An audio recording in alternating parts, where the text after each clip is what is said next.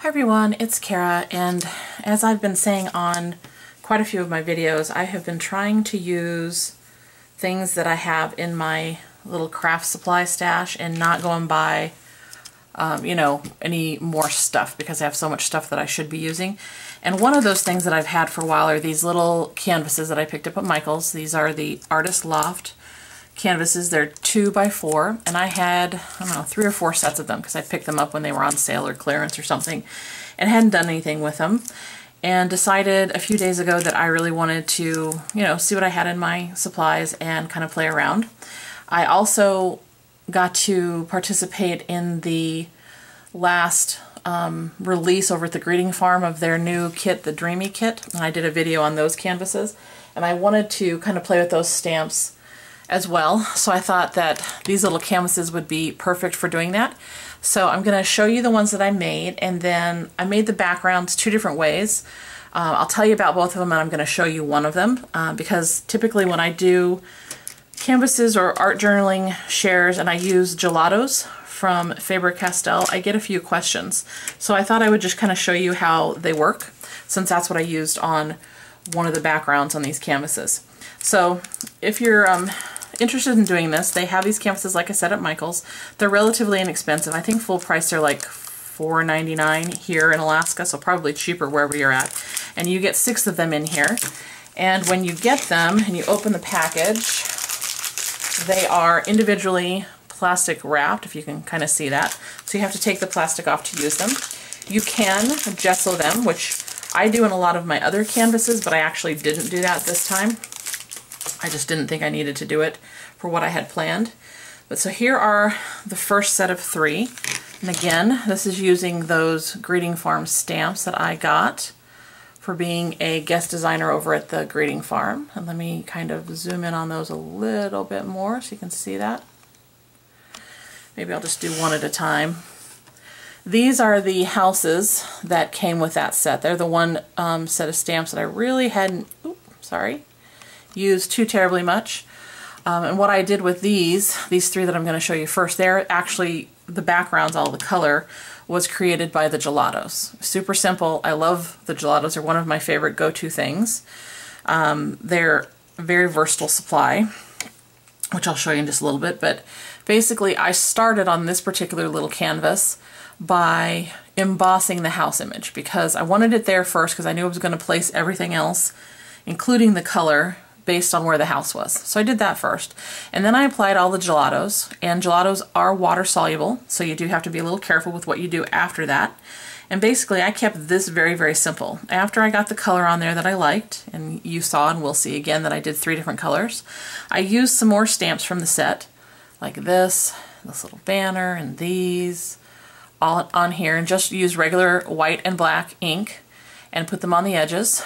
And then I took some of the sentiments from the set as well and stamped them, cut them apart, put them on a little teeny piece of black cardstock for background. And I actually took this sentiments apart. The 2 that I used from the stamp set actually say, let's see, I think I still have some of these, actually say, dare to create your own path and dream the impossible and achieve greatness. So for this little canvas, I took those apart and sometimes rearranged them. So this is Dream the Impossible, as you can see, and it's got kind of greens, oranges, yellows with a little bit of green. So there's that one. Then I did one like this. This is Dare to Create Your Own Path. That's the sentiment the way it was in the stamp set. And I also forgot to mention I did do a little bit of stickles on each one of them. Give it a little bit of bling. And then this last one was the Achieve Greatness part of that sentiment. And you can see the stickles there on the banner. So there are the first 3. Again, I used the house's image. You can see there's 3 different houses in there. And there's actually 4 or 5 sentiments, so it's a pretty versatile set. If you're interested in seeing more about that, I did a video on some bigger canvases, a few videos back. So there's those. And I'm going to show you how I made those backgrounds in just a second. And then I did 3 with the little angel girl, is what I'm calling her. That's part of the set. And here's what they look like. These backgrounds were created with the dilution sprays. And again, these are also water soluble, so you do have to be careful what you put on top because anything liquid will possibly move the color around. And what I did on these is I just picked, I think it was 3 or 4 different colors that I liked. A pink, a purple, a blue, and a green. Sprayed them on at different places, dabbed it off, kind of got almost a kind of a lighter pastel image, sort of, to them, you know, and added color until I was happy with the look. Again, I had already embossed the little girl image. I did that first because I wanted her down there. Then I added a little bit more of the stamps, so you can see there and there. I stickled her wings. And then I added the sentiments, which I'd also sprayed a little bit, which was Dare to Dream, Create Your Own Path. Like I said, I kind of played around with the sentiments, and Dream the Impossible. So there are those 3. And with any kind of sprays, I mean, you're basically just spraying it around, kind of getting a feel for how, you know, you can place the color. So I'm not really going to show you how to do that. You just have to remember when you're using dilutions, if you want to use them, that they are going to react with water. That's how they're made. If you don't want the stamp or the spray color that you use to, you know, react that way, use a different spray, okay? So let me just show you how easy it is to use the gelatos, which is what I did again on these 3, all right? I'm going to take one of those little canvases, and I haven't gessoed this one. You could gesso if you want, and it tends to give the gelatos a little bit of a different kind of color. And I think for this one I'm going to pick some lighter colors to start with, and we'll see how we like them. Maybe these 3, okay, which are Guava, Buttercream, and Aqua. There's those. And basically, they look like kind of a little chapstick. I just color them on where I think I want the color. You know, when I'm first starting out. And then I use my finger, and I just rub the color in, and you can see how it kind of smooths out those almost crayon-like lines that I made.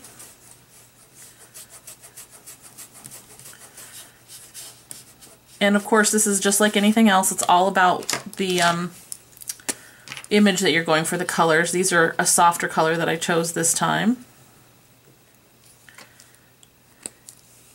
That's the Guava.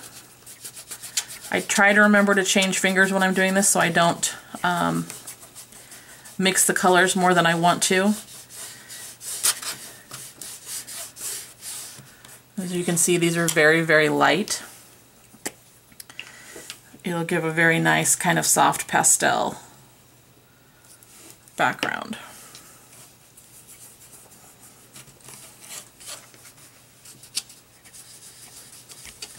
And I just, again, rub it until I'm satisfied with the way the background looks. And I would apply more color if I wanted to and all that good stuff. Now, if I decided I didn't really like this look too much, I could take a baby wipe or probably like a wet paper towel, wet cloth, and get a lot of the color to just simply come off.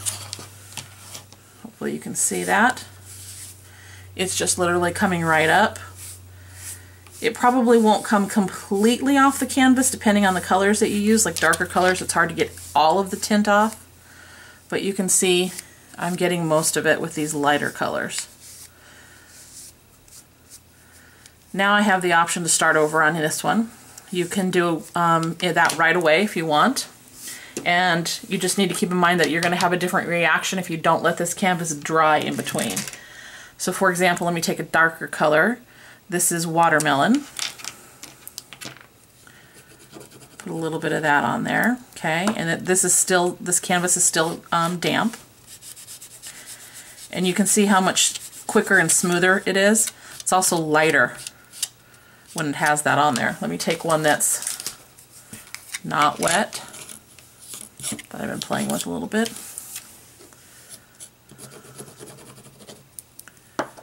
Okay. Again, this one is not wet. Okay, same color. Canvas on the left was still wet from that baby wipe. This one, canvas on the right, was not. So you can see that you do get slightly different colors. Because, again, these are you know, water soluble, so you can get a different effect that way. And then basically you're just going to play around with the colors until you're happy with whatever your background looks like. You can stamp on the canvas before or after, but just keep in mind if you do it before and you just use ink, you know, stamp pads, certain stamp pads are probably going to smear a little bit as you're rubbing on them. That's why for these houses and the angel girls, I embossed the image first that I wanted, and then I stamped on later. I wanted to make sure that I didn't really smear any of it. Now, sometimes that's a good look and you're going for that, but just kind of keep that in mind. And again, if I'm not happy, I can just kind of wipe it off and start over. So hopefully that helps answer some questions for those of you who are interested in the gelatos. If you haven't had a chance to go over and check out this new little stamp set over at the Greeting Farm, you should, because it's absolutely adorable. I think last time I checked a couple days ago it was sold out, but perhaps other sites have it or the Greeting Farm will be getting it back. It's absolutely adorable. It's very versatile, and you can see the other canvases I created that were slightly larger. I think they're about 5 by 7 as part of the guest design team project when we got our stamp sets. So if you have any questions about these stamps, the gelatos, how we created the little canvases, please let me know. Leave it down below. And as always, guys, thanks so much for watching, and I hope you're having a great day wherever you're at. Bye!